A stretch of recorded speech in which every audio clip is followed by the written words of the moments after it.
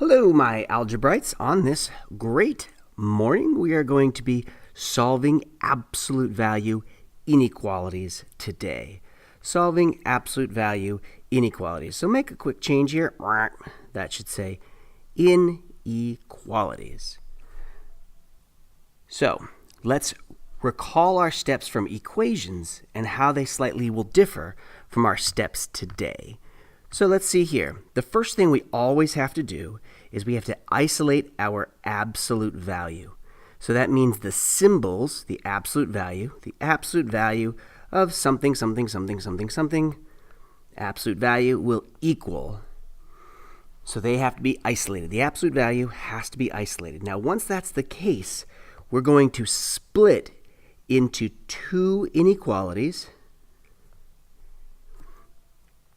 Of course, we need to remember that one inequality will have a positive result and one will have a negative result.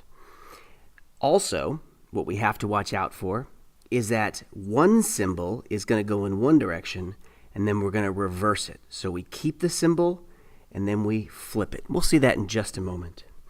One other thing to recall is that if the absolute value is greater, could also be greater than or equal to, then we're going to split using the word or. So greater than is going to give you an or. Next, if the absolute value is less than or equal to, so less than, we're going to use the word and to split.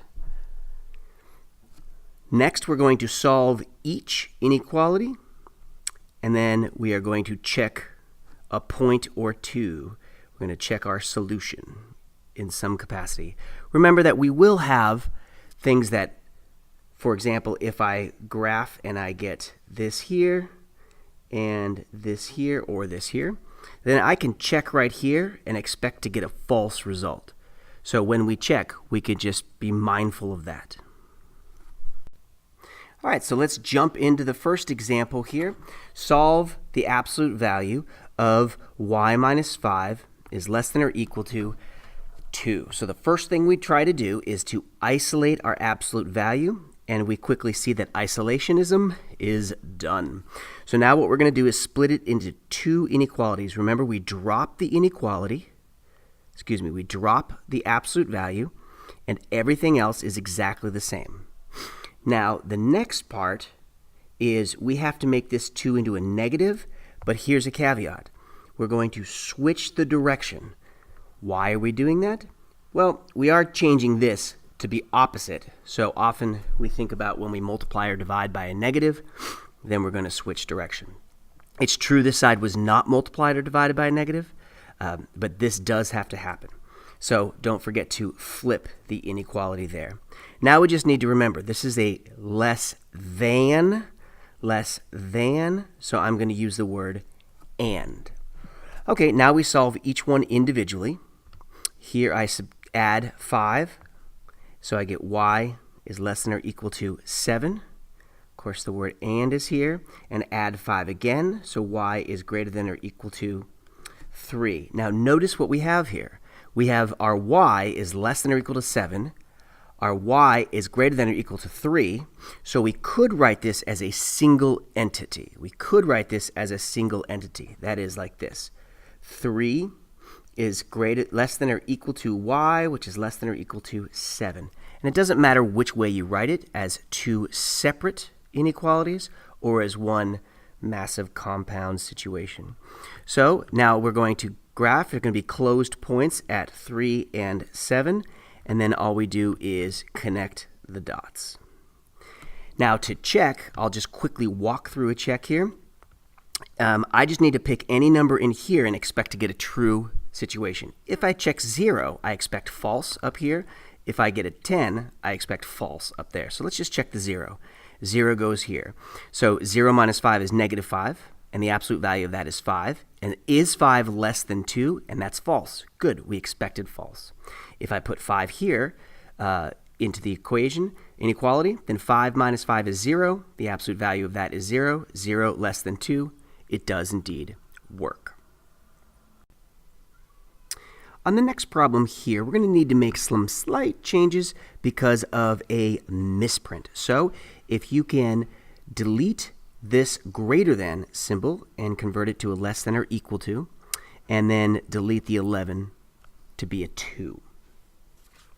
All right, so now let's solve through this. Remember our first step? We need to isolate the absolute value. So here's the absolute value. So I need to get rid of two things, a positive 4 or a plus 4, and I need to get rid of this negative here. So the first thing I'm going to do is subtract 4 from both sides. Subtract 4. So I bring down the negative there. F minus 7, absolute value, less than or equal to negative 2. And now, when we do take the opposite here, effectively I'm multiplying or dividing by a negative. So when I take the opposite here, this symbol also switches. So let me go ahead and do that. Notice I haven't split anything yet, primarily because I haven't isolated anything yet. So I've now switched to be greater than, and now this is positive 2. Now when we do split, we get F minus 7 is greater than 2, so all I've done is dropped the bars. F minus 7, I get a negative 2, and I switch the symbol. And lastly, since this is a greater symbol, I'm going to use the word or here. Now my final step here, I'm just going to add 7 to both sides here to get a 9. So F is greater than or equal to 9, and add 7 to both sides here and get 5. So I have two scenarios at the 5 and at the 9. So I'm going to set up a scale here. I can count by ones, 5, 6, 7, 8, 9, and 10. I'm going to have an opened point at both of these locations. Excuse me, a closed point at a 5 and a 9. And lastly, I'm going to graph greater than here and less than here. So I expect a false in this region. So if I did choose a 7 and put it right here, I get a 0. Absolute value of 0 is 0. So 4 minus 0 is 4. Is that less than 2? And the answer is no. So therefore, I expected false, and I got a false. So this region seems to be the false area. All right, so this is what solving for absolute value inequalities looks like. Remember our steps. We isolate the absolute value, so there's nothing outside, adding, subtracting, multiplying, or dividing on either side of the bars. Next, we're going to split this into two inequalities where one is positive, one is negative, and don't forget we have to switch a symbol. If we have the greater than symbol, then we use an or. If we have a less than symbol, we use an and. We solve each inequality, graph if necessary, and check our solution. Good luck, and Godspeed to you.